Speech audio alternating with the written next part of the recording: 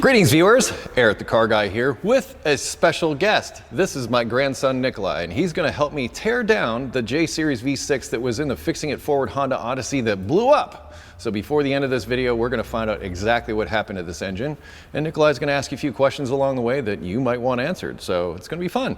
Anyway, let's get started. This is a Honda J Series V6 engine. It's a J35A7. And the reason why it's special is because it has this rail back here on the cylinder head. You notice how like there's none of this kind of stuff up here that there is back here? This is called a VCM system, Vehicle Cylinder Management. And what it's designed to do is as you're driving down the highway and you don't need full V6 power, it's designed to shut off these 3 cylinders in the back here so that you can save fuel. Unfortunately, what I think happened with this engine is that this system malfunctioned and allowed oil or fuel to fill up the cylinder. And when that happened, the cylinder tried to compress that fluid, and liquids really aren't compressible under normal circumstances. And I think it bent a connecting rod because this thing sounded really bad. I got it to run, but it sounded really, really bad.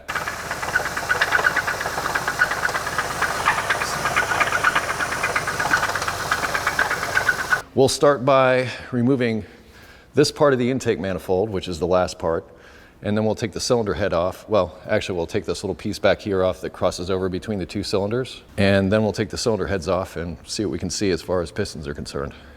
Sound like fun? Yeah. All right, let's get some tools. All right, Nikolai, do you see these 12 millimeters down here in the valley there? Yes. You can reach down in there with this wrench. There's gonna be some on this side too. We're gonna take all those out. We're gonna take this piece right here all the way off, because I think the only way you're gonna get down in there is with that wrench. Oh, this isn't a good sign. What? It's righty-tighty, lefty-loosey. Yeah. So which way are you turning it? Let me get you a different wrench too. Okay. Because you need one with kind of an offset to get past that coolant sensor. This is the coolant temperature sensor right here.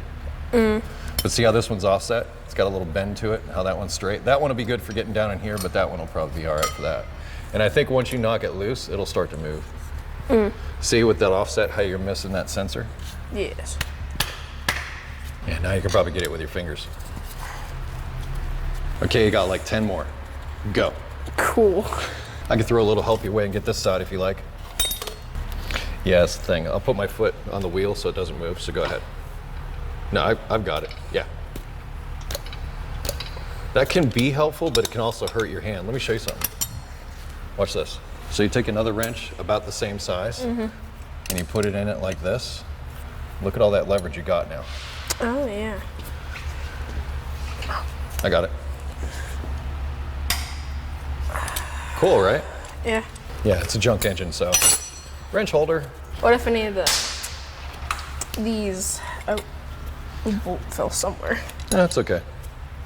We'll find it when we get it apart. Yeah. I mean, it's all coming apart. So what if it drops anything? For the moment, yeah, we don't have to be kind. But this is a great way to learn how to take stuff apart. And just, whoops. Here's another trick. You don't have to work so hard. Magnets are your friend. Just reach down and grab it. No, no, that's not right. No, no. The wrench. There you go. The lid. You know that 2-wrench thing will work. I know, but I forgot how you set it up. Well, just look at the wrenches. You got to have one of these offset ones, like that. You want to go the other way? Yeah, you got this one right here. I moved that thing out of the way, so you got one more. Okay. Yeah, the long wrenches are your friend because they give you lots of leverage. At least when you get them loose, they seem to come out pretty easy. Yeah. Remember the way you're trying to turn it. Remember the way you're trying to turn it. There you go. But Yes. just lift up like this and do it. Oh. Now you're getting it. Yeah, now it just needs to stay on there. Well, put it on there first and then put this one on. Like that. Sadly, you can't get anything but a small wrench down in there. You can't do a ratcheting wrench, but like I said, at least they spin off like that, which that's totally fine. I'm just wondering how long I'm gonna watch you struggle before I tell you you're going the wrong way. Yeah, going down is way easier than going up. Unless you just want to make it tighter, if that's your thing. No, that's my When favorite I thing take to things do. apart, I like to tighten them until they break. It just takes practice. After a while, it'll become second nature, and then you'll forget again. Like I do now, am I turning it? So it's not just you. I mean, even I'm still doing it after 20 some years. All this struggling. This is out of the car. You want to do this for a living, you got to be able to do this in the car, standing on your head, laying on a bed of nails, with oil dripping in your eye. Ooh. That's the life of a mechanic. Or Excellent. your example. Hey, you got good hands so far. I mean, you got that out of there. All right, now over here, there's a little fuel line thing that I think is going to be easier if I just zap and take that off of there. You had power tools the whole time. Well, can you get a power tool down in there? No. All right then. Can't always rely on the power tools. You have to be able to use the regular ones too. I know, I'm not saying... All right, if you know so much, take that off of there. I have no idea what I'm doing. All right, that's a great answer. This guy will be your friend. Yep, find some leverage and pry up on it and just break the seal on it. Like coming in like this. Oh, yeah. There you go. That'll give you more leverage. Sound like something broke loose. Something. Yep, now do that to the other side. So we get this side broken loose in the same way. All right. I see why it's not working. Why? Do you see why it's not working? Oh, yeah. All right. Well, you saw it and I didn't have to tell you about it. That's a good sign. You know what? I'll get you a deep well. Try this socket instead. Now, I'm gonna show you something. See how you're grabbing this with your fist? Yeah. When it breaks loose, you're about to punch this. I know. So what do you want to do? Open hand, like this. So when you push with an open hand like that, and that way when it breaks loose, you hit the metal part of this, you don't hit your hand. And make sure you get the angle right because you don't want to round it off. So make sure that that's down on there. There you go. Open hand, push with an open hand, not with, there you go. And that's what I was worried about. All right, so see that, how that angle's good? Mm-hmm. Why do I feel like you knew that was there and you were just kind of waiting for me to know? I honestly missed it, but the fact that you saw it, I think is a good sign. The fact that you looked, because you were struggling a little more than you needed to, so there had to be something else holding it on. Want another trick? Since you can't quite get your fingers down in there, take the socket off that. Now put the socket down on the bolt and turn the socket. Easier, right? Yeah. It's these little tricks that'll get you by. All right, now just for good measure, let's see if we got another one of those up here. Yeah. I think you got them all now. Well, that side popped loose, so I wouldn't think that. All right. All right. So this is actually two pieces here. So take the gasket off. You can see how it's got two separate sides. You're just lifting it up past the studs. There you go. Now normally, like when you're taking something apart like this, you don't want to take the pry bar and put it on the mating surface directly because you could damage this. These gaskets are actually reusable.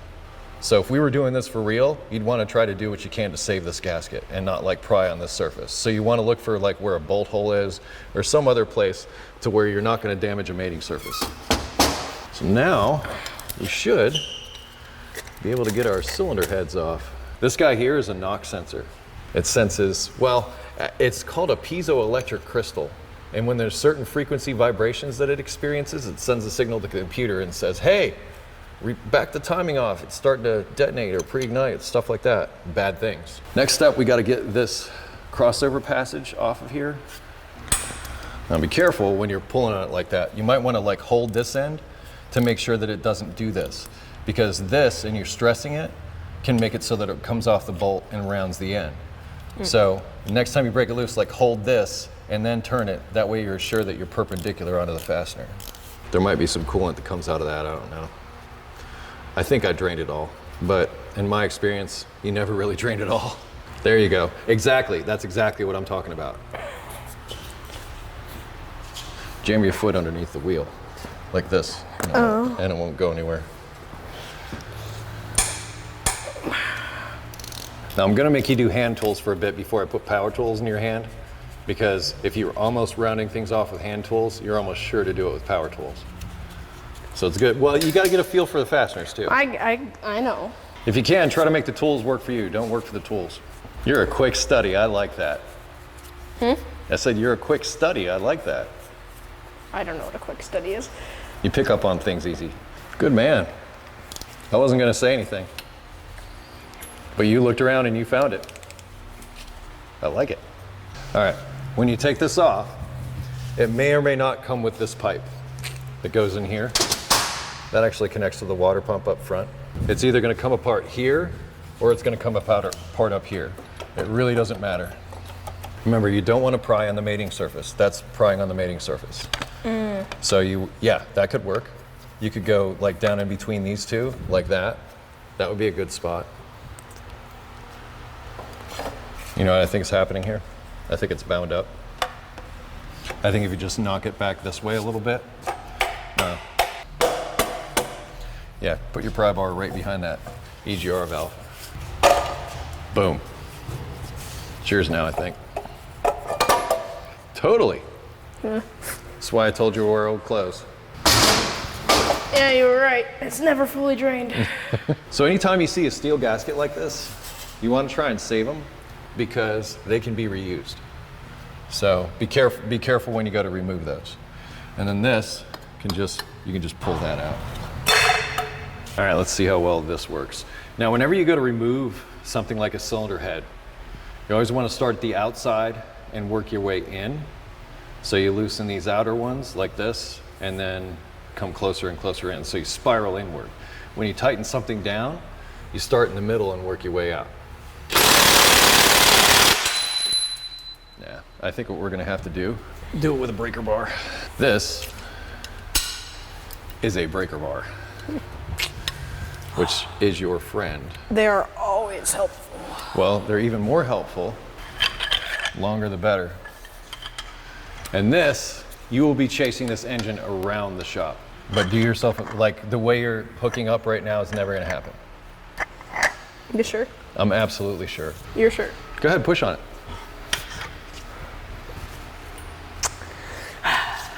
What I would suggest instead is to push into the engine like this. And I use my body a lot too, so here's my foot.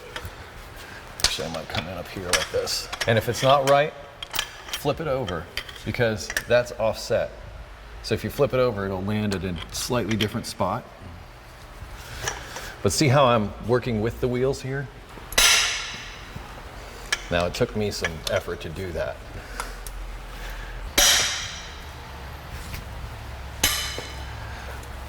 It'd be even easier if you were pushing on it with your weight like this. Yeah. I'll put my foot in there so you can do it, because I know you're not as tall as me.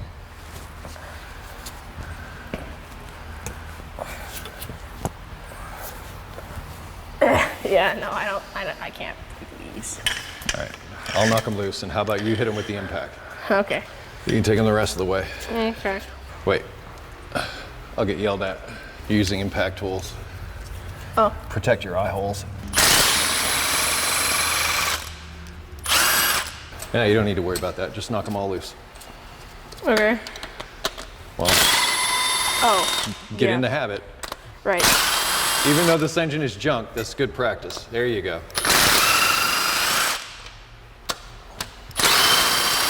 Just use the magnet. I thought they weren't all the way unscrewed. Ooh, this might actually work. Yes, it will. I'm gonna go find a nut for the end of this. Just let me know when you've got them all out. They've been out. But see how this is not hitting a mating surface anywhere? Yeah.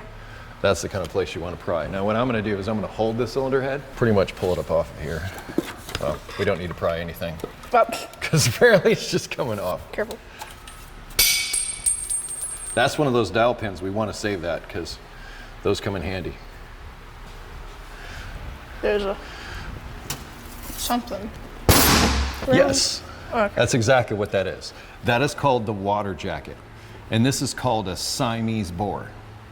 And the reason why it's called that, you see how these are connected here? Yeah. That helps give all this strength and helps this water jacket encompass the whole outer circumference of this stuff. So there's a reason why they designed it that way. But looking at these pistons, they don't look bad. These look kind of normal as far as what you'd probably see. But with that coolant down in there, since we're going to flip it upside down, there's a plug right here that we can remove and try to drain this coolant out before we flip it over to get connecting rods and pistons out of here. This is a restrictor. This is where the oil comes up into the cylinder head and lubricates everything up in the top. Now the cylinder head, you see on this front cylinder how it's got this crusty stuff on the exhaust valve? That's burning oil. Brown crusty stuff is burning oil. And you usually see it on the exhaust valves like this. See how this one looks a little bit darker and different than these other two? Yeah. That's where I'd be looking for a problem, which would be this front cylinder right here. And you can see a little bit of weird wear at the top of that cylinder right there. See it? How it's shinier right there? Oh, yeah. That could indicate that it's wearing kind of strange. But the crosshatch pattern that's on the inside of these cylinders is there when they first manufacture it. It's designed to help the rings break in. And if you can still see that, then the cylinder is not that worn, but you can see that it is a bit worn because the shiny spots show where it wears. Ready to get the other side off? Sure. All right, I got them all broken loose for you. All right. This is the one I want to see what's going on with it. Is that the right way? You tell me. I bet this is going to lift off just like the other one, but it is going to leak lots of oil, so I'm going to try to take the space here. But we will take this one apart because I want to show you how this VCM thing works, how it turns the valves off. So what do you see on this one? A lot darker oil, and also up here. Yeah, it is interesting how the oil is darker on this front cylinder or the rear cylinder head as opposed to the front. And also, these do not look very good. Right. And the ways these are numbered is this is actually cylinder 1, 2, 3. So cylinder number 1 is like the main culprit. That one was definitely burning some oil. I wager that that's the one that probably has a bent connecting rod, which is what I think we're going to find when we take the bottom end apart. Before we flip it, I'm going to remove this plug so we can drain that coolant out a little bit. And over on this side, they don't have a plug. They have this little bleeder valve looking thing, but it doesn't look like there's nearly as much down inside those cylinders as on the other side. Yeah, that'll help. That'll help catch it. Remember how I said you got to keep that socket on there perpendicular? Mm-hmm. Try this one, it's deep instead of shallow. Did you hit your fist? No. Good. I was going to say do it slowly, but that works too. Yeah, I guess so, doesn't it? Sure does. And this is what the pistons look like in the back. This front one, the one that has the really yucky valves on it, actually looks to be the cleanest out of all three, weirdly. Let's flip it over. I'm going to slowly turn this over so I can use this to dump stuff in as I'm coming around. We'll just let that do its thing for a second. Now, we need to get this oil pan off. Can be accomplished with this, but if you round anything off with this, let's see if this works. Yeah, if you round anything off with this, it's going to be a lot harder. So be careful. But all these 10mm fasteners all around the circumference of this oil pan got to come off. But you're pointing at me and your glasses are over here. You be responsible for them. Don't just be like... I was wondering if I needed them for this, because you said the impactor before, so... Yeah, you're right, you're right. When you're using the impact tools, I want to see you use that. Do you want to take it off? Yeah, sure. Okay then. Oh, yeah. That... Yeah. Yeah. Okay. I am not flushing engines again. Why? Well, that's part of it. But this is where the oil goes in. Oh? Look down inside there. What is... Yeah, I'm not flushing in oil engines ever again. How did you flush it out? Well, I put a chemical in the oil and I ran it for a while. But that was the result. And this happens so often whenever I flush. In fact, I just finished doing a video about why not to flush engines. And right there, that kind of junk. Once they're past a certain point, that's it. I don't know if that's bearing material or not, but that's certainly not good. But there's plenty of it down in there. And it might not have been a hydrolock situation at all. It might just seized up from lack of oil, but I already see something shiny right there. So as soon as we get this windage tray off, I'm pretty sure we're gonna see the culprit. So remove the pickup first.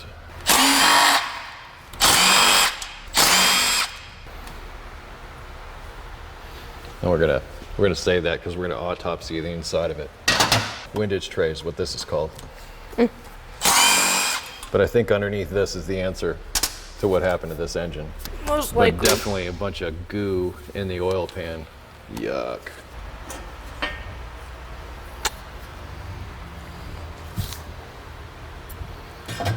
Yup. That's not good. Do you know what it is? I want to say bearing material, but it doesn't really seem like bearing material. I'm not sure exactly what it is, but this is part of our problem, I'm certain of it.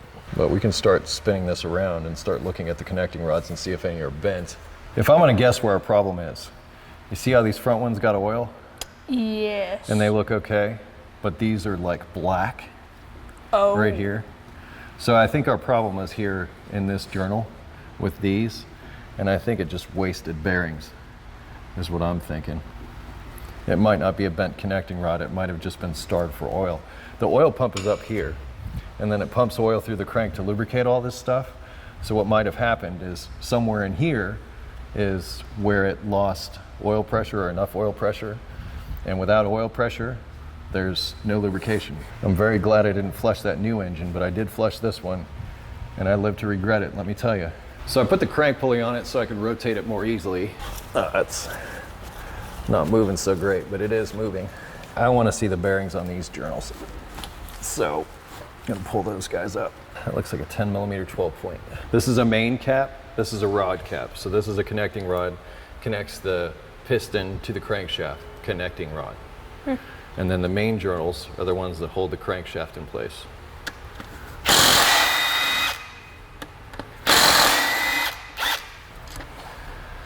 Wasted. Is there even a bearing left there?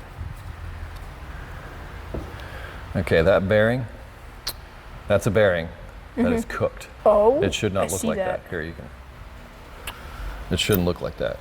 And the crankshaft should not look like this. See how it's all burned and heated up? Yeah. Yeah, it's seized up. So this thing got hot in this journal and seized up. Now to get this out the rest of the way, you're gonna put your hand right down here, and I'm gonna send it to you. Here it comes. All right, so that connecting rod is not bent at all. We should mark these pistons as far as where they came out of. And then we'll grab another one. You think you got this? This is connecting rod now. So definitely do not strip it. Right here. Yeah, 2 hands. There you go.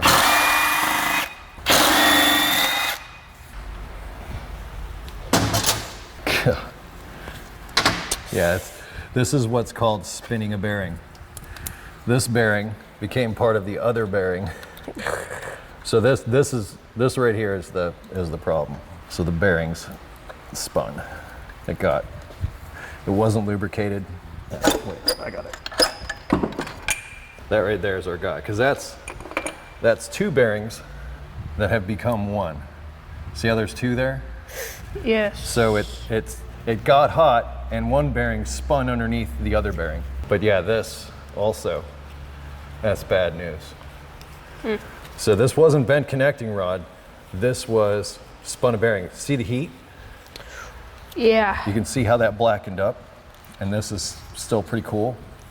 That's 100% lack of lubrication right there. That's what killed this engine, is lack of lubrication. Let's see if we can pull out a good one. All right, now this is good. See the difference? Oh yeah. So this bearing is how it's supposed to look. Oh yeah. So now you can a lot more clearly see how bad this is compared to this. So this is a single bearing. So there used to be 2 of these, top and bottom, but this one of them came up and spun right up underneath here and just wasted that. So this is a good one. All right, you ready to catch it this time? Yeah. Here it comes. Same story up here as compared to one that isn't burned up. It's like night and day. This one also looks good. That's what a decent bearing should look like. That bearing got oil. Also no bent connecting rod. Also a bearing in pretty decent shape. This one feels not so great also. Yeah, that one, look at that one. Also cooked. Somewhere in here is where the oil stops circulating inside the crankshaft, because these get lubricated. See these holes? Yes. So those holes lubricate, they put oil inside of here. And it goes actually through this crankshaft. There's oil passages in here. And it stopped somewhere between here and here, because all these ones in the back don't seem to have oil. And that may have been because this pickup got clogged up with stuff. So if there's not enough oil circulating through, it'll overheat and you'll get this. Same thing here. Yeah. Just continued grossness. So what do you think of that? Looks burnt. Nothing much else to say though. I mean, that's the takeaway. That's a burned up bearing, as opposed to what we saw earlier, which was a good one. That looks nothing like a good one. That's an overheated bearing. Definitely. And overheated due to lack of lubrication. But we didn't find what I was thinking we would find, which was a bent connecting rod. We just found lack of lubrication. I went ahead and cut the bottom off of the oil pickup. I did this with tin snips and not like a cutoff wheel or something like that. That way I'm sure not to get contaminants in here. But you can clearly see that there's a lot of junk clogging up this pickup screen. This is kind of a chicken and the egg situation though, because there's a lot of metal bits that likely happen when the engine's seized up. But I'm looking at the goo that clogged the screen up before that, which I believe starved the oil pump and didn't allow it to feed the bearings properly, which caused them to overheat and eventually caused the failure. But just for the heck of it, I think we should take the oil pump off and inspect that. Give it back.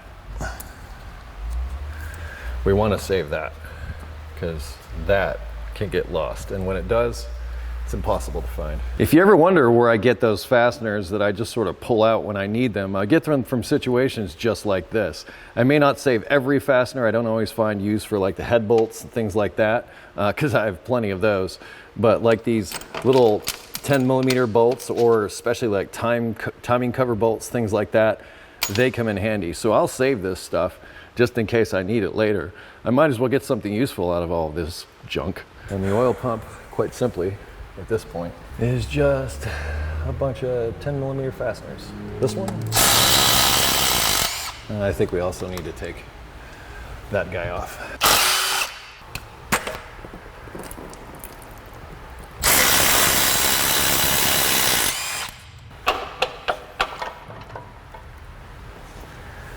There we are. Oil pump is under this. And as the crankshaft turns, see these little keyways in here? Mm-hmm. That's what drives the oil pump. Mm-hmm. So the crankshaft spins the oil pump right there. But already I see some goo up in some of these passages, because that's where the oil comes out and lubricates other parts of the engine. So it comes in here through the pickup and then comes out through here. And if you've got gump up here, that's after. You know what? We can also open up the oil filter and look inside that. Yeah. That should be cool.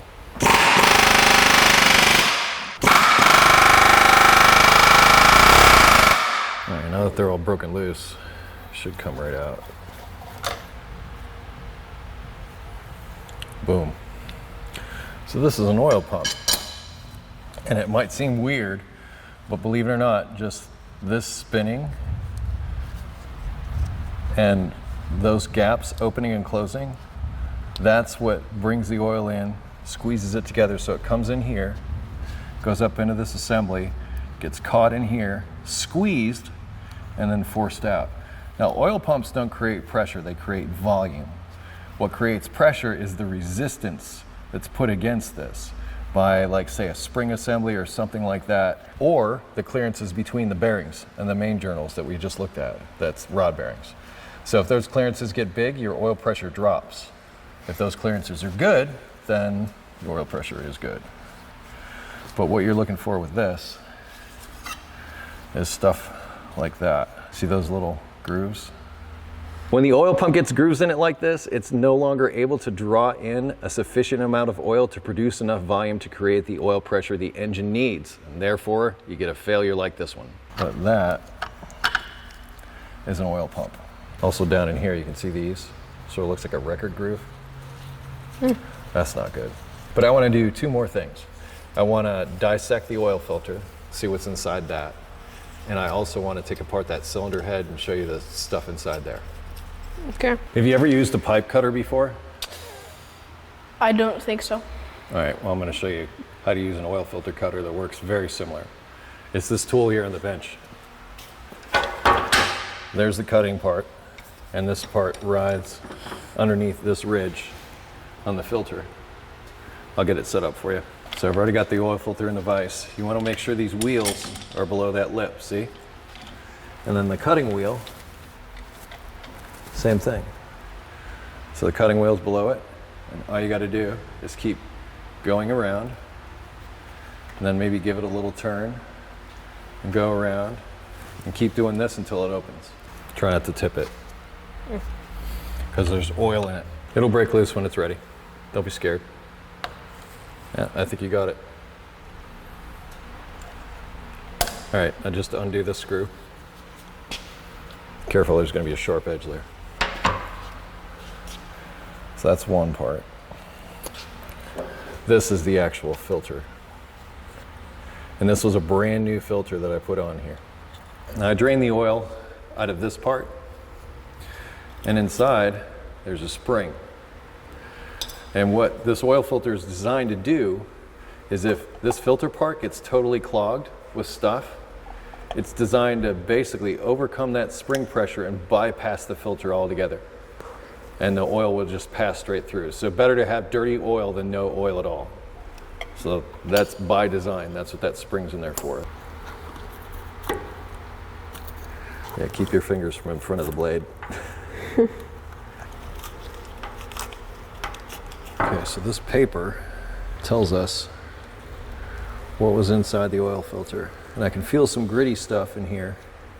Yeah, there's definitely dirt, so it was holding stuff back, but I wouldn't say that it's completely clogged, but definitely some bits of things. All right, lastly, let's look inside this magic cylinder head that disables cylinders. This is good because I wanted to see this gasket. I hope you can see that. So this was starting to clog up yet again. I think ultimately the oil flush was the culprit. I hate to say that because I had the best of intentions with it, but I think that's what did it in. Mine. So this is a valve that's controlled by the computer.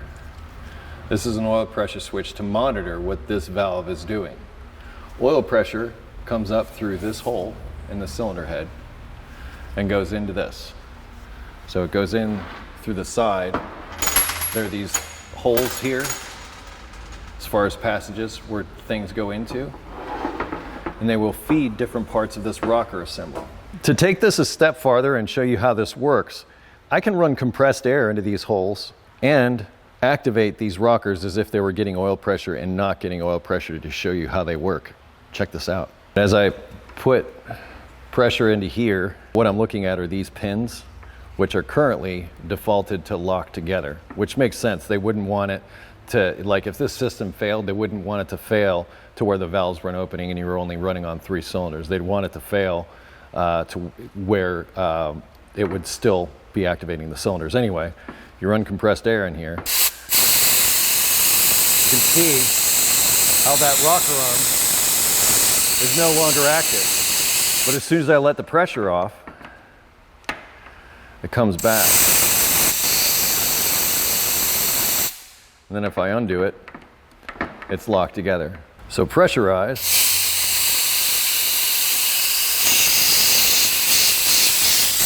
unpressurized, locks in, and things work again. And the same will happen over here on this guy. Pressurized, well, unpressurized, it all moves together. This is what rides on the cam. Then you pressurize it, and it unlocks everything and shoots it on the floor. But that's how the system works, except for instead of compressed air, obviously it's using oil pressure. And if you wonder where I'm adding the pressure, it was right here.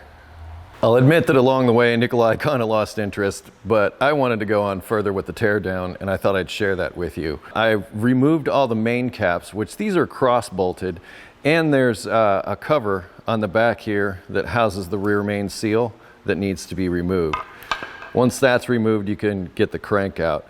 But as I said, these are cross-bolted mains, so there's bolts going through this way into the main caps, as well as the ones holding them in this way.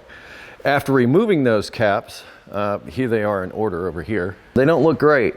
They do show some signs of heating and such, but I think what you'll really be interested in is the bearings. So these are each of the bearings, which all kind of have this look to them, and they all look, well, I dare say it, awful. These are very damaged bearings on the mains here. And this would supply the rods, the connecting rods get supplied oil through these holes. And the crankshaft gets them through these holes. So without that lubrication, here's the other one on the end.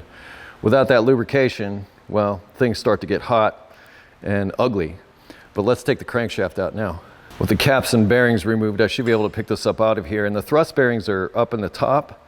They will probably fall out when I lift this. But they did not. Here are the thrust bearings, and they are toast. So all the bearings are done, pretty much. And here's a closer look at the crankshaft and these lower bearings. So the way the oil comes through is it comes through the main cap and in through these holes and then into this groove, and it lubricates the crankshaft. And then this goes through here and lubricates the rod bearings. And I don't see any place where things look like they've got clogged or anything like that. All the bearings are ugly.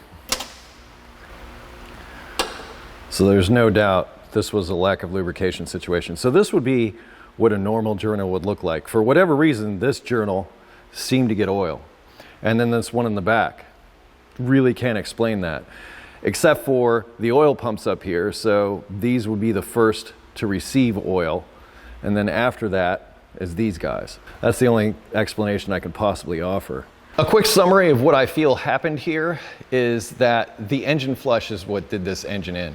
I think it knocked loose all the gunk that was built up inside that engine, sent it down inside this pickup, and then once it was in here, it restricted flow to the oil pump. The oil pump not having enough oil to move through the engine starved the bearings. The bearings started to heat up, and then after that, it just sort of cascaded and failed. So that's what I believe the root cause was, is that engine flush that I did. So be super cautious about engine flushes, particularly on engines that have a lot of gunk inside. You might really want to rethink that. In fact, I did a video about this very thing, and I'm glad I didn't flush the new engine that's in there. In fact, that's been gone for a couple of weeks now, and it hasn't had any issues. So I'm just going to change the oil in that on a regular basis, and hopefully that gunk will work itself out. So far, the engine seems to be working. But I would strongly advise against flushing engines, particularly ones that have a lot of gunk on the inside, because you could end up in the same situation as this. Anyway, Nikolai and I are going to close this video out now. Okay, Nikolai, what'd you think? That was pretty fun. It was fun. But as far as the bad parts, pretty easy to find once you get in there. Yeah. But I knew by the sound of that engine that something was wrong down inside that engine, and no matter what, it was going to have to come out. As far as rebuilding it, you could, but is it worth it? No. I think you can find a replacement engine from Japan a lot cheaper. But my takeaway from this is I'm not going to flush oil anymore. So no oil equals yucky, burned up bearings. And bearings are in there basically to be the sacrifice to save the metal parts, but those metal parts look pretty burned up. And they might be able to recondition once again, but is it worth it? I don't think so, but because by the time you get done with all that, you've spent more money than you would if you just got a replacement engine. So that engine, toast.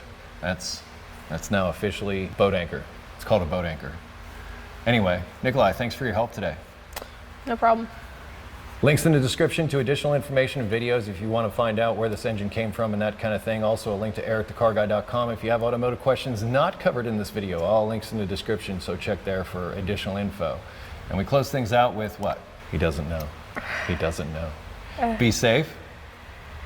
Have fun. And stay dirty. And stay dirty. That was the important part. All right, stay dirty. Thanks for watching, everybody.